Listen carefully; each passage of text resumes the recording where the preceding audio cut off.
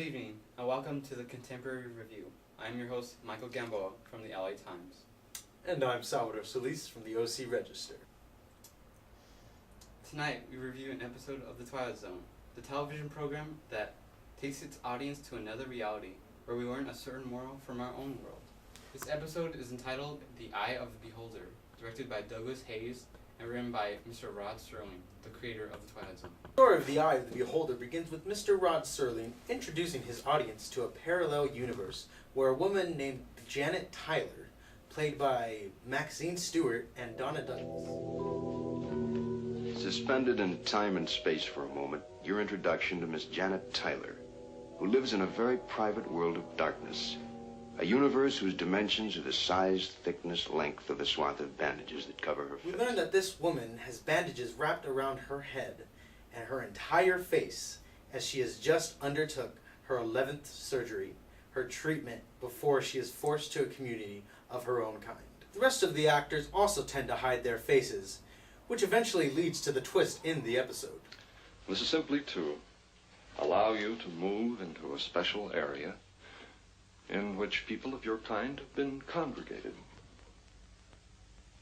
People of my kind?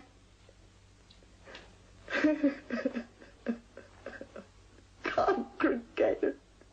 Oh, you mean segregated?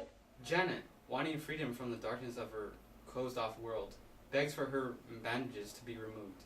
So her sympathetic doctor, who believes in her inner beauty rather than her outer beauty, eventually removes the gauze that unwraps the big surprise in this episode. The dramatic minutes that it took to remove the bandages were used for the on-of-your-edge-of-your-seat suspense that kept the viewers wondering, will she be hideous as the nurse said? Well, you just have to find out for yourself.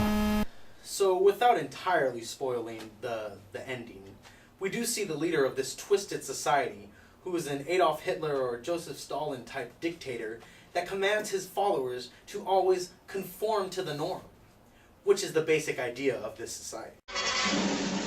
And now, ladies and gentlemen, our leader. Good evening, ladies and gentlemen.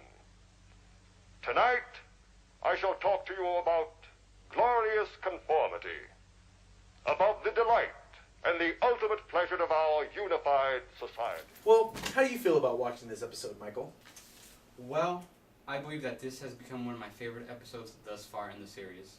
And I do think that this episode will stand the test of time, that others will probably use the same reference for surgeries gone horribly wrong or something of the matter.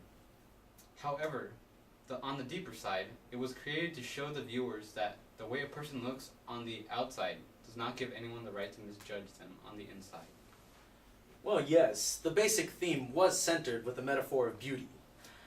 This episode was definitely aimed at the desegregation movement that was coming up in America these days, where you have minority groups who are different from white suburban American families that are now calling for equal rights and privileges, as we see Janet Tyler wanted in this episode. Well, I thought that this was aiming for America to not be like a society that we saw in this episode, which recaptures the image of Nazi Germany and the use of eugenics, or the certain groups not fitting in with the rest of their society, being erased.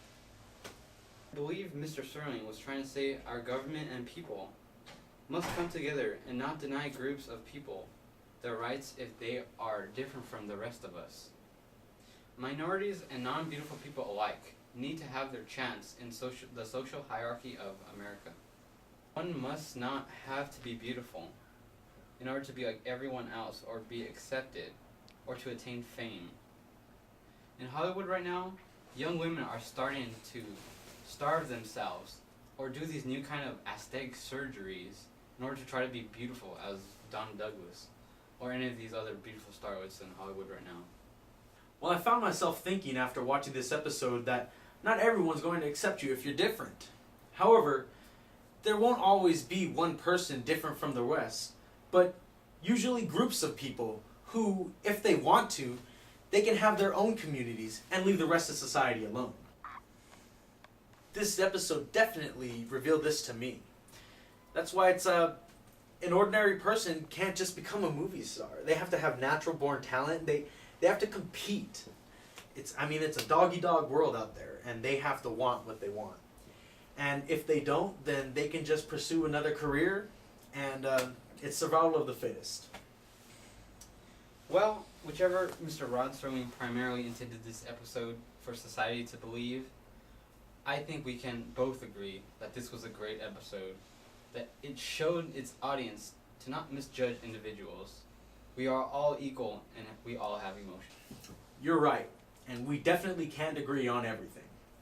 But now let us move away from this interpretation of the movie, since who are we to say what Mr. Rod Serling wanted for his episode of Twilight Zone, as famous as this one is.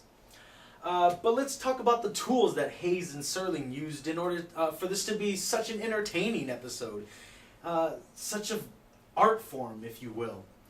The clever movie magic that the director did use was the cinematography and the lighting to create suspense and the eventual surprise at the climax of the episode. Most certainly, the camera always faces the backs of the other actors, or usually there's some sort of darkness that covers everyone so as to hide some sort of truth from Janet.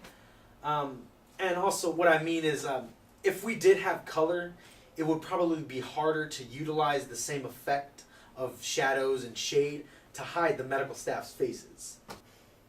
Yes, but even without clever Hollywood camera magic, the tone that was set with a main female character who was obsessed with being like the others in the society stands alone as being something that will provoke controversy. But Serling used it so carefully as to allow his audience to discover what beauty in the eye of the beholder meant. Females do get obsessed with the idea of beauty and wanting to belong to something. My wife, for instance, but I won't get into that. But even us males do have the same problem with insecurity from time to time. Even in this episode, there's a male character alongside Janet with a similar facial disability, and he's the one to take her from her original community to the community that he lives. So we're just left as an audience with suspense. We're imagining what the future holds for them. I agree. So that's all we have for you tonight, ladies and gentlemen. We strongly recommend this new favorite of mine from the Twilight Zone, The Eye of the Beholder. We hope this message will still stand in you well after you have seen. We also hope that you'll pick up a copy of my new book, Will Your Film Succeed? And Michael's new bestseller, The Marriage of Television and Film. So we thank you, America, and have a good